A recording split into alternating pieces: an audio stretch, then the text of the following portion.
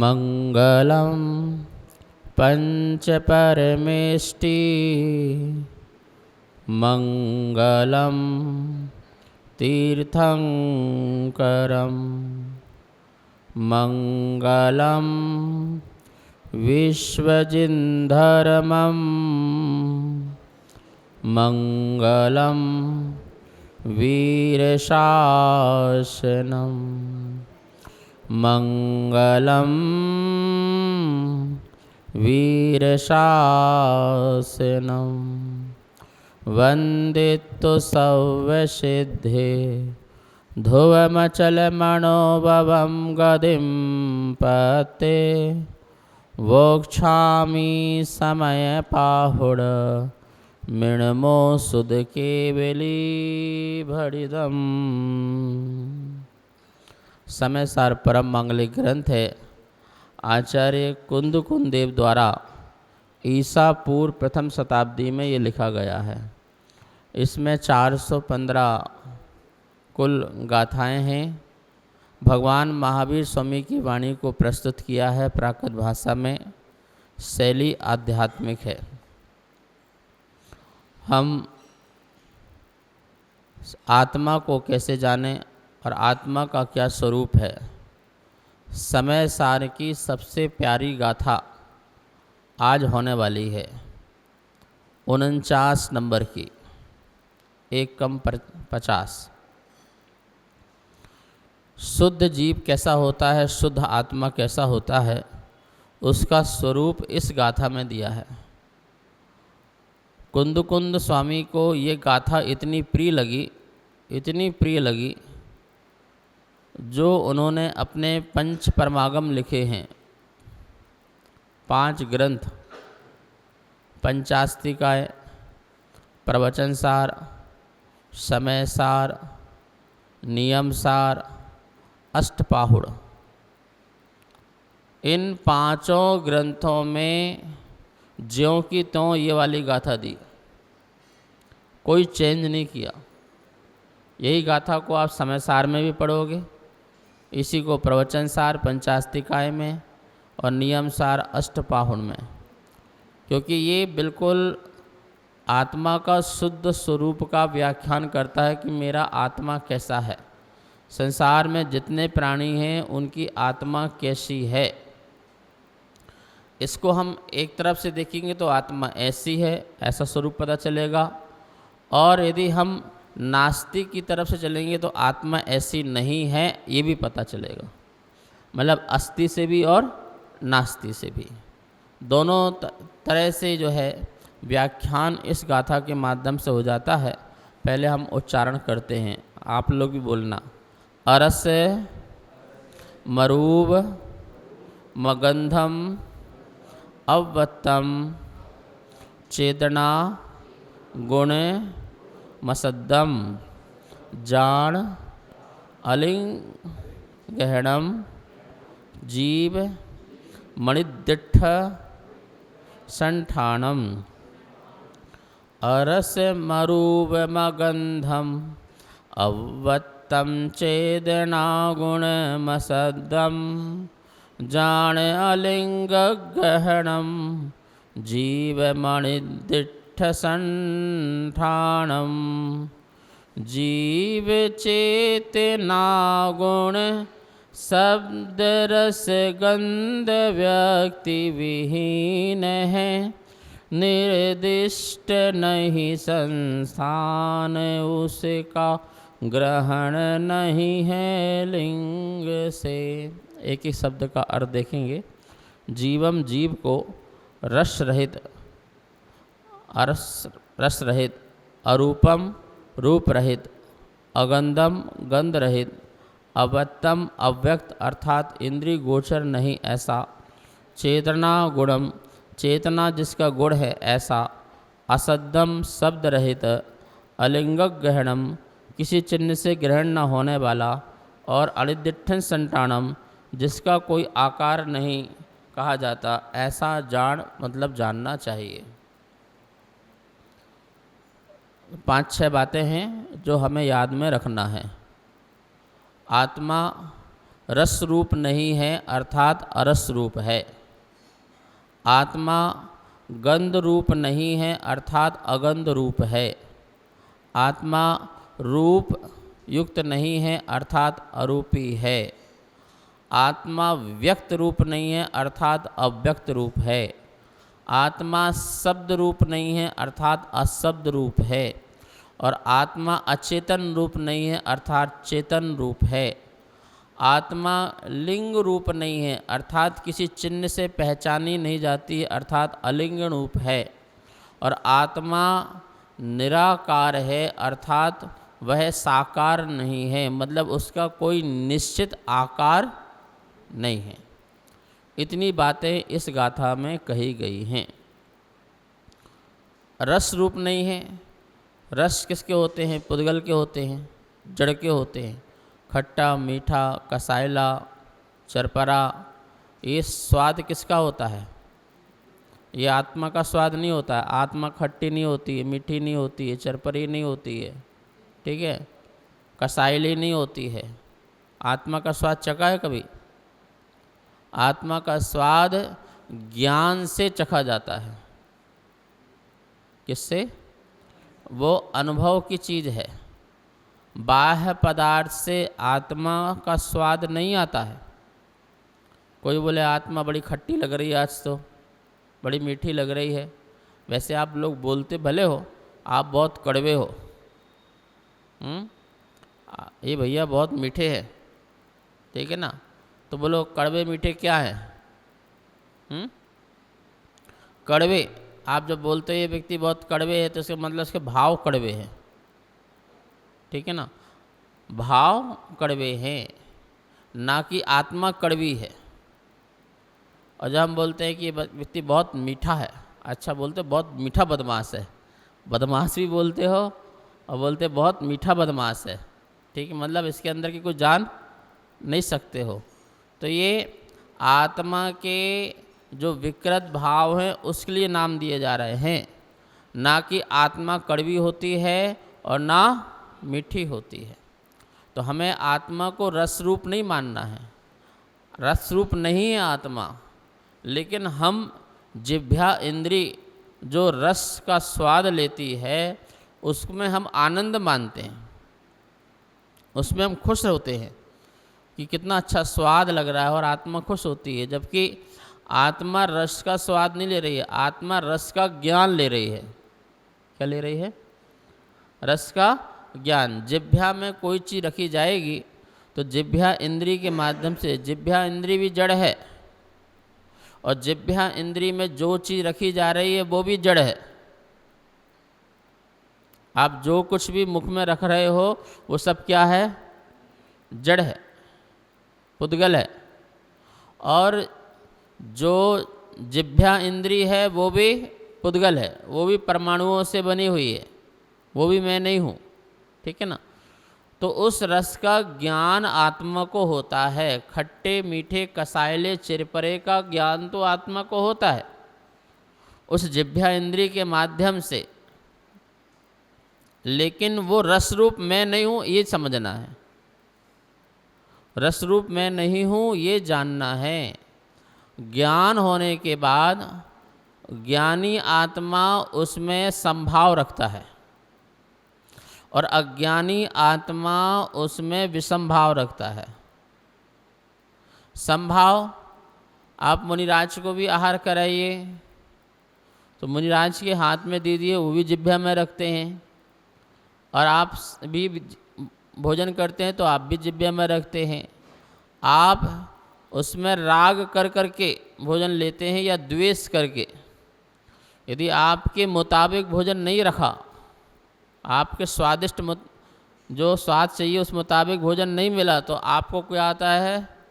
बोलो बोलो, जो आता है गुस्सा आने लगता है। क्या भोजन बनाया है? ये कोई भोजन होता है? तो बनाना भी नहीं आता है, इतने साल ज़िंदगी बर्बाद हो गई, भोजन ढंग से नहीं बना पाए। तो ये सब सुनने को मिलता है, ठीक है ना? वो भोजन पसंद नहीं आया, स्वाद अच्छा नहीं लगा। और जब स्वाद अच्छा लगता है तो फिर क्या क्या बोलते हो? है तेरी उंगलियों में तो अमृत लगा हुआ है, ठीक है ना। कहाँ की कला, दुनिया में कहीं भी चले जाओ, लेकिन तेरे हाथ का भोजन ही सबसे अच्छा भोजन अच्छा लगता है, ठीक है आशा जी है।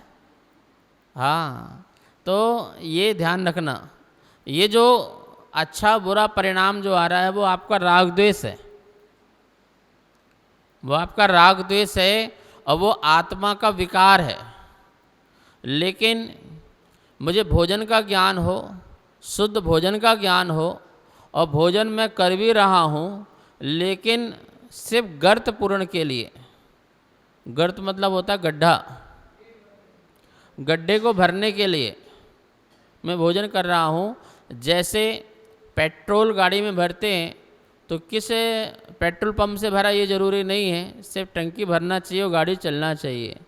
ऐसे ही ये शरीर चलाने के लिए, अपनी आत्मा की संयम यात्रा को पूर्ण करने के लिए हमें इसका अवलंबन लेना पड़ता है, ये हमारी मजबूरी है। जैसे यात्रा के लिए गाड़ी मजबूरी है, ठीक है ना, लेकिन आपका चलना ज़रूरी है। गाड़ी खड़ी हो, चलना नहीं चाहो तो गाड़ी क्या काम की। तो चलना आपका ज़रूरी है और गाड़ी बिल्कुल मजबूरी है, क्योंकि उसके बिना यात्रा। ऐसे ही शरीर के बिना हम मंदिर नहीं आ सकते हैं, शरीर की स्वस्थता के बिना हम पूजा पाठ नहीं कर सकते हैं, तप त्याग तपस्या नहीं कर सकते हैं, मुनि व्रत को धारण नहीं कर सकते हैं। तो इसलिए साधन के लिए ये जरूरी है और होना भी चाहिए। आदिनाथ भगवान ने प्रथम उपदेश यही दिया था, शरीर माध्यम खलु धर्म साधनम। शरीरम आद्यम, शरीर प्रथम है धर्म के साधन के लिए। धर्म के साधन के लिए शरीर नौका की तरह है, बिना नौका में बैठे इस पार से उस पार नहीं हो सकते हो। ऐसा ही ये शरीर भी नौका की तरह तुम्हें मोक्ष मार्ग में, मोक्ष की ओर ले जाने में कारण बनता है। तो शरीरम माध्यम खलु धर्म साधनम। पर इतने सूत्र मात्र नहीं है, और भी सूत्र है। आनंदम ब्रह्मणो रूपम, तेरा जो रूप है, जो स्वरूप है, वो ब्रह्म स्वरूप आनंद है। तो इसको भी ध्यान में रखना। ऐसा मत समझना कि शरीर साधन है तो शरीर में ही लगे रहना, ऐसा भी नहीं है। महावीर भगवान का सूत्र क्या है, बोलो। Healthy, healthy outside, happiness inside. क्या है सूत्र? Healthy outside, happiness inside. आप बाहर से बिल्कुल हेल्दी रहें, हेल्दी मतलब ऐसे हेल्दी नहीं रहें, स्वस्थ रहें, ठीक है ना। और अंदर से हैप्पीनेस रहें, प्रसन्न रहें, खुश रहें। ये आपके लिए ज़रूरी है। यदि आप बाहर से भी स्वस्थ नहीं हैं और अंदर से भी स्वस्थ नहीं हैं तो आप कुछ नहीं कर सकते हो। आपको बाहर से भी स्वस्थ रहना है और अंदर से भी स्वस्थ रहना। अंदर से स्वस्थ तभी रहोगे जब आप अपने आप को जानोगे कि मैं अरस हूँ, अरूप हूँ, अगंध हूँ। और बाहर से आप ये जानोगे कि ये रस है, ये गंध है, ये वर्ण है, ये पूरा पुद्गल का पिंड है। मैं चेतना का ज्ञान घन पिंड हूँ, ज्ञान का मार्तंड हूँ, आनंद का रस खान हूँ। ऐसा अपने को जानो। अहमिको खलु शुद्धो, मैं एक हूँ, मैं शुद्ध हूँ। इस सूत्र को जानो। मैं दो नहीं हूँ, मैं चार नहीं हूँ, सीधी सी बात है, मैं एक हूँ। बोलो, मैं एक हूँ। बोलो, मैं एक हूँ, मैं नेक हूँ। बस इतना ध्यान रखो, मैं एक भी हूँ और मैं नेक भी हूँ। नेक तभी बनोगे जब शुद्ध होगे। मैं अनेक नहीं हूँ। मैंने अपने आप को अनेक मान रखा है, इसलिए मैं दुखी हूँ, इसलिए मैं परेशान हूँ। मैंने अपने मोह बहुत लोगों में डाल रखा है, बहुत लोगों में राग डाल रखा है, अपने राग निकाला और इसमें डाला, द्वेष डाला है। तो ये राग द्वेष बहुत सारा डाल दिया है, इसलिए हम दुखी होते हैं। रस, जितने प्रकार के रस हैं उनमें हमने किसी रस में राग डाला है, किसी में द्वेष डाला है। डाला नहीं डाला? किसी रस में राग डाला है। अच्छा, कितने लोगों को रसगुल्ले अच्छे लगते हैं? सभी को अच्छे लगते हैं, तो इसमें तो राग डाला है। रसगुल्ले का स्वाद नहीं है, रसगुल्ले का सुख नहीं है, रसगुल्ले का सुख नहीं हो सकता। जो तुम्हें सुख मिल रहा है रसगुल्ले को लेकर के राग है, प्रेम है, स्नेह है, उसका सुख है। अच्छा, करेला किसको अच्छा लगता है? सबको अच्छा नहीं लगता, ऐसा मत बोलो। तो उसमें द्वेष डाला है। अच्छा बताओ, नीम किसको अच्छी लगती है? अब नहीं बोलोगे। करेला तो सब्जी बन जाती है, उसमें नमक मिर्च डाल देते हो, उसमें थोड़ा सा मीठा डाल लेते हो तो मज़ा आ जाता है, उसका अचार बना लेते हो तो अच्छा लगता है। और नीम बोलते ही नहीं नहीं नहीं, नीम तो कड़वी है, अच्छी लगती है, बेकार लगती है। तो उसमें आपने द्वेष डाला, द्वेष डाला इसलिए वो आपको अच्छी नहीं लग रही है। बकरी तो बहुत अच्छे से खाती है, बड़े प्रेम से खाती है, ठीक है ना। उसने तो कोई द्वेष नहीं डाला, उसने राग डाला, उसको अच्छी लगने लगी। तुमने द्वेष डाला, आपको अच्छी नहीं लगने लगी। आप अंदर की अपनी जो भावनाएं हैं, अपनी जो कल्पनाएं हैं, वो डाल करके रागी द्वेषी होते हो। वस्तु में कोई राग नहीं है, वस्तु में कोई द्वेष नहीं है, वो तो उसका स्वभाव है। पुद्गल कोई कड़वा है, कोई मीठा है, कोई कसाला है, कोई चरपरा है। आंवला कसायला है, ना वो खट्टा है ना वो मीठा है, कसायला गुड़ है। और मिर्ची किसको पसंद है? सुकुमार जी को मिर्ची पसंद है, प्रधान जी को। अच्छा, तो मिर्ची बिना भोजन ना हो, ठीक है ना। ये सब क्या है? ये हमने अपने उसमें अपनी भावना डाली है, जो हमको स्वाद अच्छा लग गया जिह्वा माध्यम से, और उसमें हमने अपना राग डाला है। लेकिन ये कह रहे हैं कि वो जो रस है वो मैं नहीं हूँ, रस रूप मेरी आत्मा नहीं है, और आत्मा का कोई रस नहीं होता है, इसलिए आत्मा का कोई स्वाद नहीं है, कोई आत्मा का स्वाद नहीं है। आत्मा अनुभव गम्य है। कैसा है? अनुभूति है, स्वानुभूति है, जिसको आपको स्वयं ही इसका अनुभव लेना है। कैसे जानोगे आत्मा को? तो कहा गया है आत्मा को पहले आगम से जानो, फिर युक्ति से जानो, फिर जिसने इस आत्मा को जाना है उनसे जानो, फिर अपने स्वानुभव से जानो। ऐसे 4 चीज़ों से आत्मा को जानो। आगम से जानने का मतलब है सर्वज्ञ भगवान के वचन।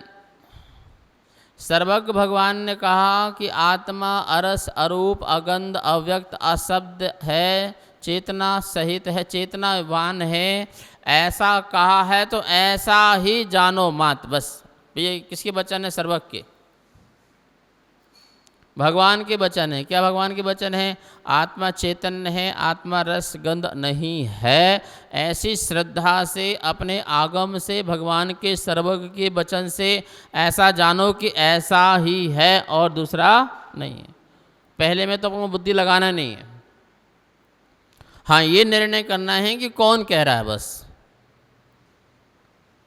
कोई अदवा तदवा व्यक्ति तो नहीं कह रहा है, प्रामाणिक पुरुष, सुप्रीम पुरुष कह रहा है कि नहीं कह रहा है, ये ध्यान रखना है। बस ये कह रहा है जिसका मतलब बात 100 आने सत्य है। ऐसा स्वीकार करना है, ठीक है ना। तो आगम के वचन मतलब सर्वज्ञ के वचन, भगवान की वाणी में यही खिरा है, मेरा आत्मा का स्वरूप ये है और संसार का जड़ का स्वरूप ये है, बस मैंने तो जान लिया ये है। ज्ञान से दोनों को अलग किया है। दूध पानी एक हो जाए तो आप भले दोनों को अलग ना कर सको, आपके पास इतनी शक्ति नहीं है कि हम दूध को अलग कर दें, पानी को अलग कर दें, लेकिन ज्ञान से तो ये मानो कि दूध अलग है, पानी अलग है विजय जी? इतना तो मान सकते हो ना कि भैया इसमें दूध अलग दिख रहा है, पानी अलग है, मैं गारंटी के साथ कह रहा हूँ। आप कैसे कह सकते हो? हमने इसकी टेस्टिंग कर ली है और ये भगवान भी कह रहे हैं कि दूध पानी अलग अलग है भाई, तो हमने ये बात मानी, दूध पानी अलग है। ज्ञान से भेद ज्ञान करना, किससे करना? ज्ञान से भेद ज्ञान करना और चारित्र से भेद विज्ञान करना। फिर अनुभव से भेद विज्ञान होगा कि आप सिर्फ अपनी आत्मा का अनुभव लें, शरीर का अनुभव न लें। और ज्ञान से अभी आत्मा शरीर दोनों को मान करके अलग अलग मानना है, मान्यता में, श्रद्धा में, ज्ञान में। और जब इसका अनुभव हो तो चारित्र में आएंगे, आगम से, युक्ति से, युक्ति तर्क से। तर्क से हमें मानना है कि इसमें हम आत्मा कैसे हैं, तर्क होना चाहिए। तो तर्क है, ये दीवार पंखा आदि इनसे हम बात नहीं करते हैं। हम इनको कुछ मारते हैं तो इनको कुछ दर्द नहीं होता है, लेकिन हमें कुछ चुभाया जाए तो दर्द होता है, पीड़ा होती है। जब तक आत्मा शरीर में रहती है तो हमें दर्द पीड़ा का अनुभव होता है, सुख दुख का अनुभव होता है। और जब शरीर से नहीं रहती है तो शरीर को कुछ नहीं होता है, मुर्दे को न सुख होता है न दुख होता है।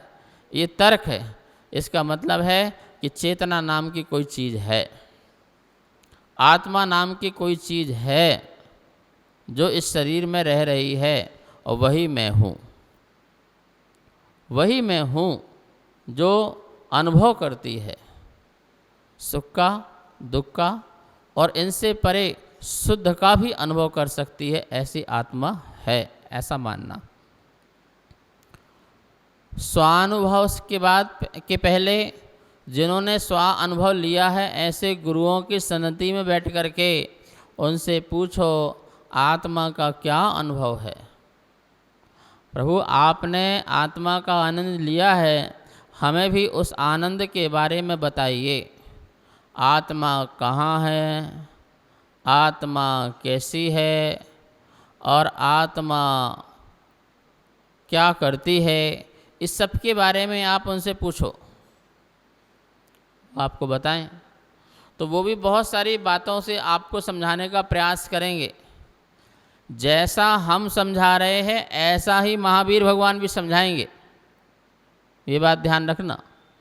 महावीर भगवान यदि मिल गए तो वो अलग से नहीं समझाएंगे, वो भी ऐसे ही समझाएंगे उपदेश के माध्यम से। महावीर भगवान से पूछने जाओगे आत्मा कैसी है, कहाँ है, तो वो भी वही बताएंगे जो हम बताएंगे, जो हम बताएंगे वो बताएंगे, या वो जो बताएंगे वो हम बताएंगे। कोई अंतर? महावीर भगवान ऐसे हाथ करके और निकाल के छू मंतर से देखो आत्मा ऐसी है, ऐसा कुछ नहीं कहेंगे। ये आत्मा मैं तुम्हें सामने दिखा रहा हूँ, चमत्कार दिखा रहा हूँ, ऐसा नहीं बोलेंगे। वो भी यही बोलेंगे अरस मरूपम गंधम अव्वत्तम चेदना गुण मसद्दम। वो भी यही कहेंगे भैया आत्मा में रस नहीं है, गंध नहीं है, स्पर्श नहीं है, अव्यक्त है और व्यक्त नहीं है, शब्द नहीं है। वो भी इसी प्रकार से बोलेंगे, वो भी वचनों के माध्यम से ही समझाएंगे। अब वो बोलने के बाद प्रैक्टिकल आपको करना है, स्वानुभव आपको लेना है। जैसे उन्होंने एक लाइन बोली, सत्य बोलने में आनंद है, सत्य बोलने में सुख है, इसलिए सत्य ही ईश्वर है, सत्य ही भगवान है।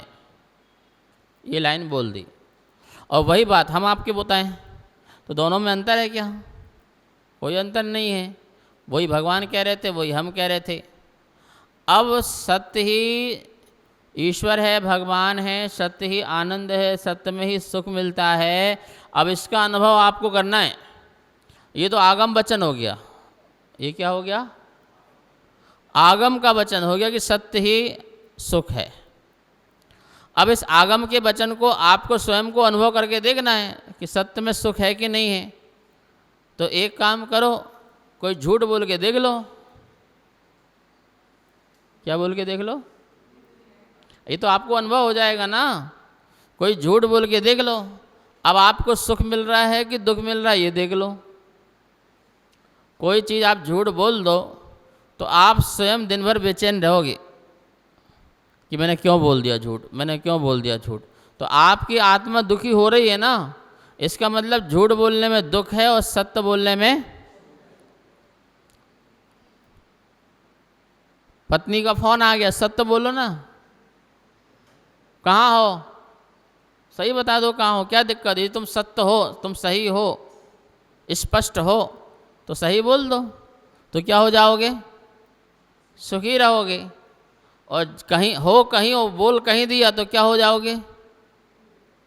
झूठ बोल दिया, पक्का दुखी रहोगे। क्योंकि उसके पत्नी के भी जासूस पूरे हैं।